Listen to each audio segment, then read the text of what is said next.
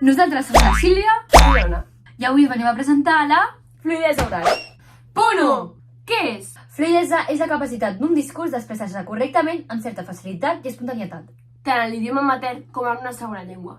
Això permet que el parlant es desenvolupi d'una manera correcta. És a dir, com anar a skate i lliscar. Punt 2. Com es pot aconseguir? Reduir la velocitat del parlar.